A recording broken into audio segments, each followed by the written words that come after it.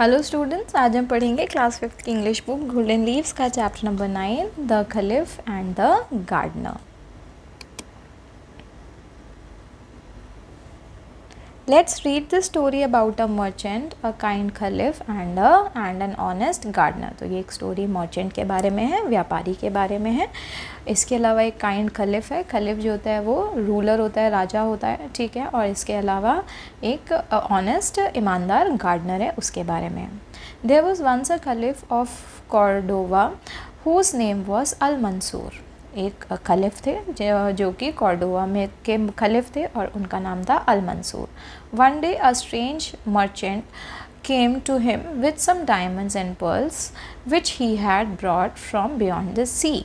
एक बार उनके पास एक मर्चेंट आया, ठीक है, और वो अपने साथ कुछ डायमंड्स और पर्ल्स लेकर के आया था उनको बेचने के लिए, ठीक है। और वो जो डायमंड्स और पर्ल्स थे उनको वो नदी के पार से लेकर के आया था, यानी सी के पार से लेकर के आया था। The caliph was so well pleased with these jewels that he bought them and paid the merchant a large sum of money. Caliph ये जो डायमंड्स और पर्ल्स हैं इनको देख करके बहुत खुश हुआ और उसको इन डायमंड्स और पर्ल्स के बदले बहुत अच्छा खासा मोटा पैसा दिया। The merchant put the gold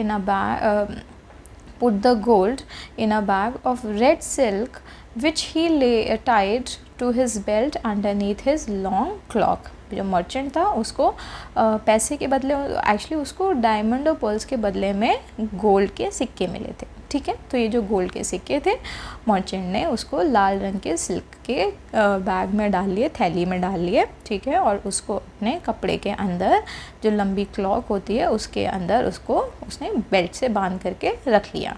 then he set out on foot to walk to another city. और उसके बाद वो वहाँ से पैदल पैदल चला गया दूसरे शहर जाने के लिए। It was mid summer and the days were very hot. ये गर्मियों का समय था और जो दिन होते थे गर्मियों में वो बहुत ज़्यादा गर्म थे।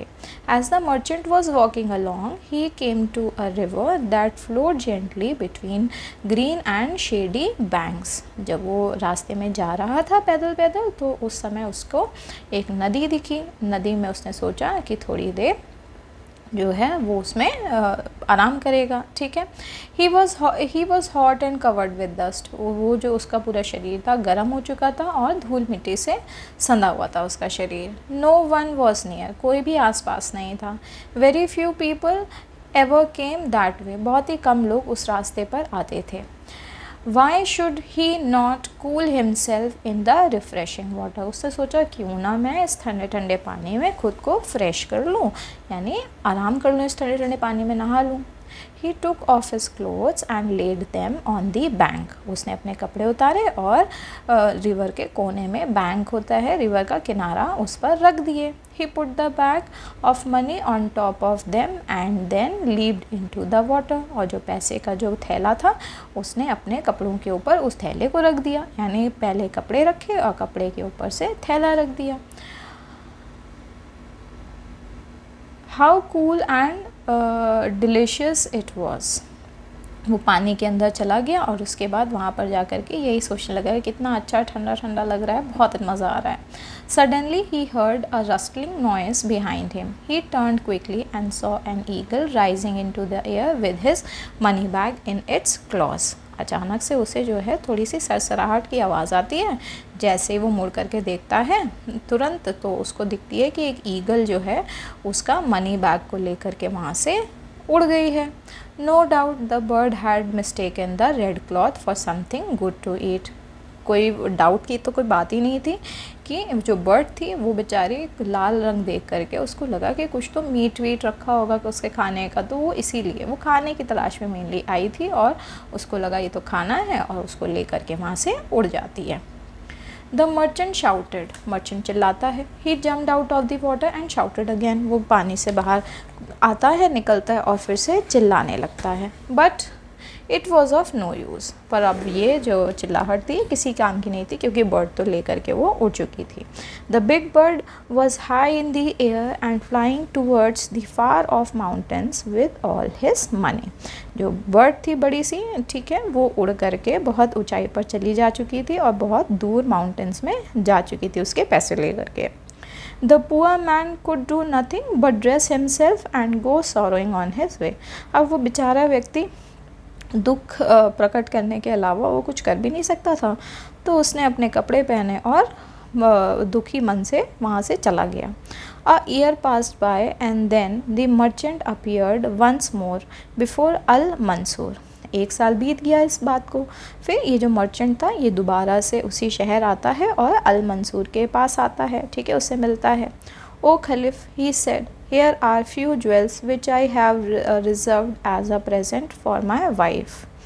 वो खलीफ से कहता है, खलीफ का नाम अल मंसूर है, ठीक है, तो खलीफ से कहता है, खलीफ देखिए ये कुछ ज्वेल्स हैं, ये कुछ गहने हैं जो मैंने बचा के रखे थे मेरी बीवी को प्रेजेंट में देने के लिए, गिफ्ट में देने के लिए। But I have met with such bad luck that I am forced to sell them. पर मेरा इतना बुरा वक्त आ गया है अब कि अब मुझे मजबूरन इन गहनों को बेचना पड़ रहा है।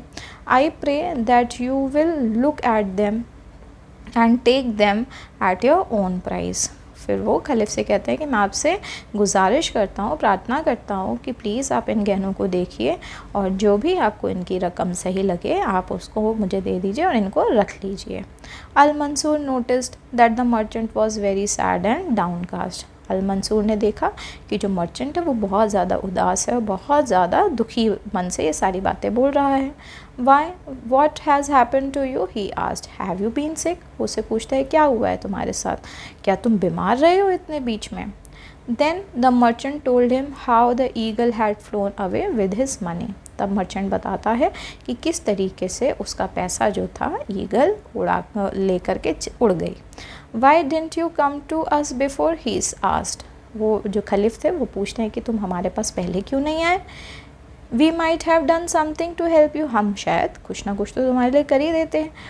Toward what place was the eagle flying when you last saw it. वो उससे पूछते हैं कि कौन सी दिशा में ईगल जो थी आखिरी बार जब उड़ के गई तो कौन सी दिशा में उड़ के गई थी। It was flying towards the black mountains answered the merchant. Merchant बताता है कि जो ईगल थी वो ब्लैक माउंटेन्स की तरफ यानी काली पहाड़ियों की तरफ उड़ करके गई थी। The next morning the खलीफ called 10 of his officers before him. अगली सुबह खलीफ अपने 10 ऑफिसर्स को अपने सामने बुलाता है। उनसे कहता है ride at once to the black mountains. उनसे बोलता है कि ब्लैक माउंटेन्स की तरफ तुरंत रवाना हो जाओ, चले जाओ। Find all the old man that live on the mountains or in the flat country around and command them to appear before me 1 week from today. फिर उनसे कहते हैं कि जाओ, जा कर के बूढ़े आदमियों को ढूंढो जो भी उन पहाड़ियों में रहते हैं या फिर फ्लैट कंट्री इलाकों में रहते हैं और उनसे बोलो कि मेरे सामने 1 हफ्ते में आएँ। The officers did as they were bidden. अब ऑफिसर्स ने वैसा ही किया जैसा उन्हें कहा गया था करने को। On the day appointed 40 grey bearded honest old men stood before the Caliph। अब जिस दिन उनको बुलाया गया था उस दिन 40 ग्रे बियर्डेड मतलब 40 भूरी दाढ़ी वाले बुढ़े जो थे जो कि ऑनेस्ट थे वो खलीफ के सामने आकर के खड़े हो जाते हैं। All were asked the same question. सबसे एक ही सवाल पूछा जा रहा था। Do you know of any person who was once poor but who has lately and suddenly become well to do. पूछते हैं उनसे, एक ही सवाल सबसे पूछते हैं कि क्या तुम ऐसे किसी इंसान को जानते हो जो कि 1 साल पहले बहुत ज़्यादा पुअर था और वो फिर अचानक से अमीर हो गया। Most of the old men answered that they did not know of any such person। ज़्यादातर बूढ़े आदमियों ने यही बताया कि वो इस तरह के किसी इंसान को नहीं जानते हैं जो गरीब था और अचानक से अमीर हो गया हो। A few said that there was one man in the neighborhood who seemed to have had some sort of good luck। फिर उनमें से कुछ ने बताया कि एक आदमी जो है उनके नेबरहुड में उनके आसपास रहता है जो कि अचानक से उसके ऊपर गुड लक चमक पड़ा है। This man was a gardener. ये आदमी एक गार्डनर था। A year ago he was so poor that he had scarcely clothes for his back. वो बताता है कि ये आदमी 1 साल पहले इतना ज़्यादा बूढ़ा था, मतलब इतना ज़्यादा पुअर था, गरीब था कि इसके पास अपनी पीठ ढकने तक के लिए भी कपड़ा नहीं था। His children were crying for food, उसके बच्चे खाने के लिए तरसते थे, रोते थे। But lately everything had changed for him, पर कुछ समय से हर सारी चीज़ें जो हैं उसके लिए बदल गई हैं। Both he and his family dressed well, दोनों ही उसकी फैमिली और वो अब अच्छे से कपड़े भी पहनते हैं। They had plenty to eat, अब उनके पास खाने के लिए भी खाना होता है ठीक ठाक। He had even bought a horse to help him carry his produce to markets, वो उसने तो अब एक घोड़ा भी ख़रीद लिया है जिसमें अब वो मार्केट में सामान उसमें लाद करके ले करके जाता है। The Caliph at once gave orders for the gardener to be brought before him the next day. खलीफ एक ही बारी में ऑर्डर्स दे देता है कि उस गार्डनर को उसके सामने पेश किया जाए अगले ही दिन। He also ordered that the merchant should come at the same time. उसने मर्चेंट को भी बोला कि तुम भी उसी समय सेम समय पे यहाँ पर आना। Before noon the next day the gardener was admitted to the palace. अब अगले ही दिन नून होने से पहले जो गार्डनर था वो पैलेस में आ चुका था। As soon as he entered the hall the caliph went to meet him. जैसे ही वो हॉल के अंदर एंटर हुआ तो खलीफ उससे मिलने के लिए गए। Good friend, he said, if you should find something that we have lost, what would you do with it? वो उसे कहते हैं मेरे प्यारे दोस्त, अगर तुमको कोई भी चीज़ अगर खो गई है किसी की और तुम्हें अगर मिलती है तो तुम उसका क्या करोगे? The gardener puts his hand under his cloak and drew out the very bag that the merchant had lost. Gardener जो होता है अब ये बात जो है समझ चुका होता है कि किस बारे में उसे बुलाया गया था, तो गार्डनर अपने कोट के अंदर क्लॉक में हाथ डाल करके निकालता है वही वाला बैग जो मर्चेंट का खो गया था। Here it is my lord, वो कहता है ये रहा वो bag. At sight of his lost treasure, the merchant began to dance and shout for joy. जैसे ही वो अपना खोया हुआ खजाना देखता है मर्चेंट, वो खुशी से नाचने लगता है और चिल्लाने लगता है। Tell us, said Al-Mansur to the gardener, tell us how you came to find that bag. फिर अल-मंसूर पूछते हैं कि बताओ हमें पूरी कहानी कि कैसे तुम्हें ये बैग मिला। द गार्डनर आंसर देता है, a year ago as I was spading in my garden I saw something fall at the foot of a palm tree, I ran to pick it up and was surprise to find that it was a bag full of bright gold pieces.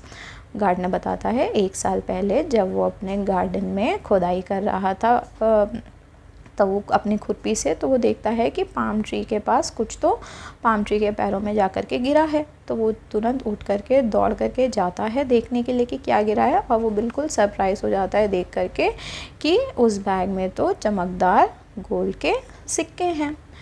I said to myself, मैंने खुद से बोला, this money must belong to our master Al Mansur, some large bird has stolen it from his palace.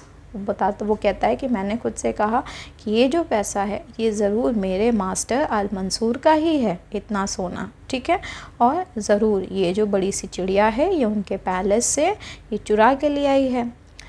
Well then said the caliph, why did you not return it to us at once? It was this way, said the gardener. तभी जो खलीफ होता है वो उससे पूछता है कि अच्छा चलो वो सब तो ठीक है, पर तुम तभी क्यों नहीं इसको रिटर्न करने के लिए ले आए हमारे पास? ये तो बहुत ही आसान तरीका था। I looked at the gold pieces and then thought of my own great necessities. जो बोलता है कि मैंने उन सोने के सिक्कों को देखा और फिर उसके बाद मैंने खुद की ज़रूरतों को भी सोचा, अपनी ज़रूरतों के बारे में।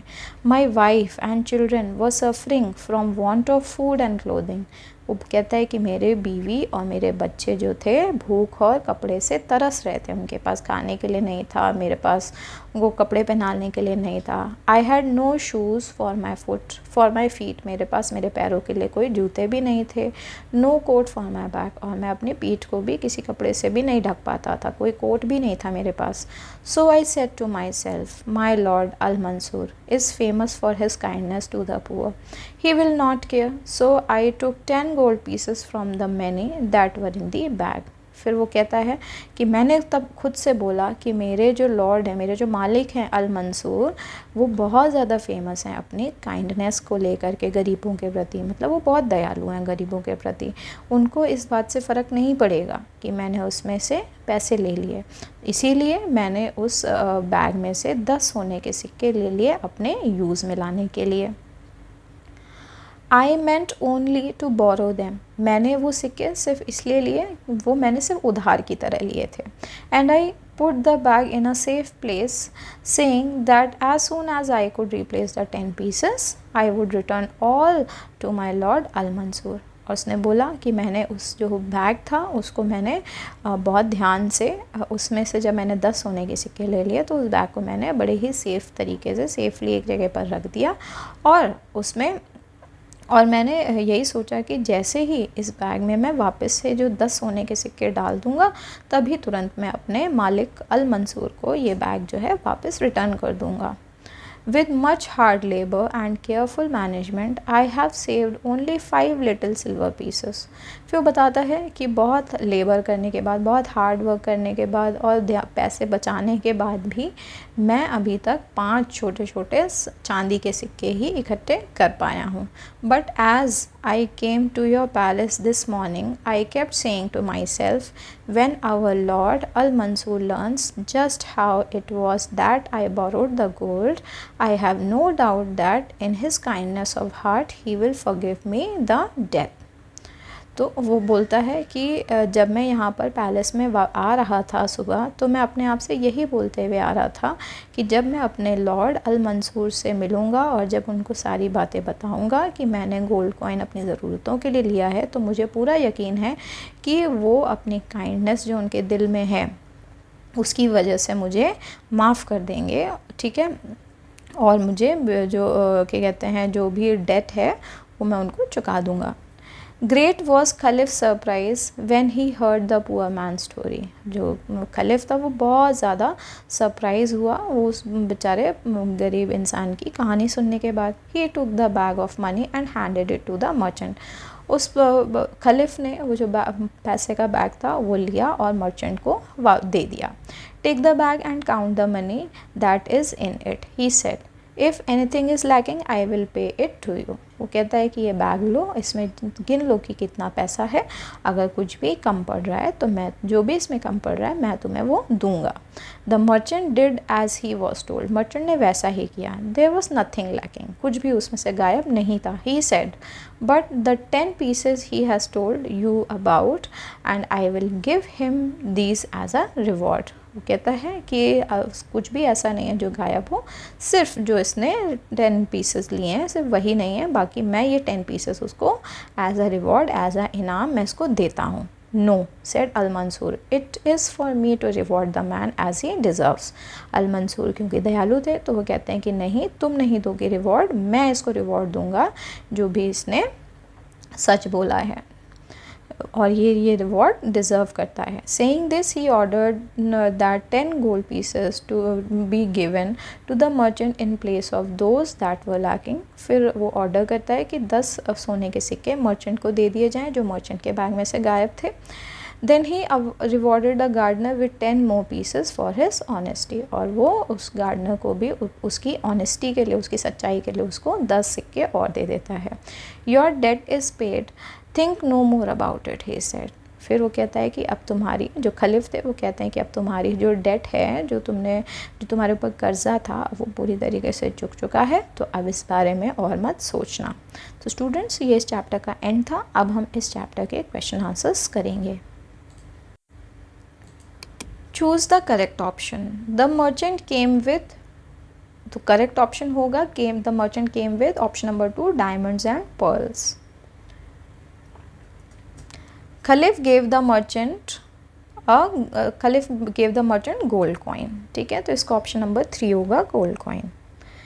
While the merchant bathed in the river his, option number 3 red bag was taken away by an eagle.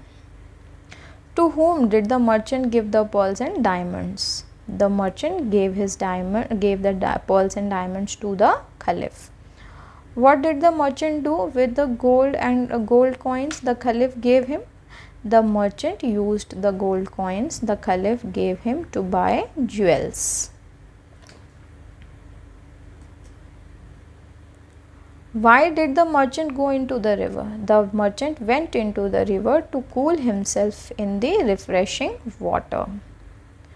What did the merchant see when he heard a rustling noise behind him? The merchant saw an eagle flying away with his red bag of gold coins. He shouted and jumped out of the water. What did the merchant bring for Caliph after a year? After a year, the merchant brought some jewels to the Caliph. What did the Caliph tell his officers to do? The Caliph told his officers to go to the Black Mountains and find old men who have recently become well-to-do. Who did the old man say had suddenly become well-to-do? The old man mentioned that the gardener had suddenly become well-to-do. How many gold coins did the gardener borrow? Why did he need to do so? The gardener borrowed 10 gold coins because he and his family were suffering in need of food and clothing. He had no shoes for his feet and no coat for his back, so he wanted to use those coins for his basic necessities. What did Al-Mansur give the gardener as a reward? Al-Mansur gave the gardener 10 gold pieces as a reward for his honesty. Now reference to context. Why? What has happened to you? He asked. Have you been sick? Who says this and to whom? Al-Mansur says this to the merchant. Why does he say this? Al-Mansur asks this question to find out why the merchant seems sad and downcast. What answer does he get? The merchant tells Al-Mansur about how the eagle mistook the red silk for something to eat and stole his money. Your debt is paid. Think no more about it, he said. Who is the speaker? Al-Mansur is the speaker. What is the debt the speaker is referring to? The debt being referred to is the 10 gold coins that the gardener borrowed from the merchant. What does this tell you about the speaker? This tells us that Al-Mansur is understanding and forgiving as he considers the debt to be repaid and tells the gardener not to worry about it. How could the merchant have taken better care of his gold coins? The merchant could have taken better care of his gold coins by not leaving them unattended on the riverbank and by ensuring they were securely stored while he bathed. Why does Al-Mansur order his officers to bring the old men from Black Mountain? What did he want to know from them?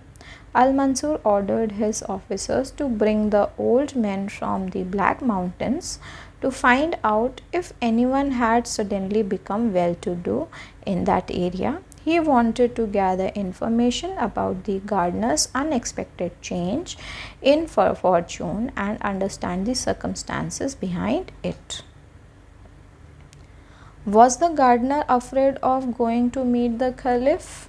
Give reason. The gardener was not afraid of going to meet the caliph because he believed that Al-Mansur's reputation for kindness to the poor would lead to forgiveness once he explained his situation.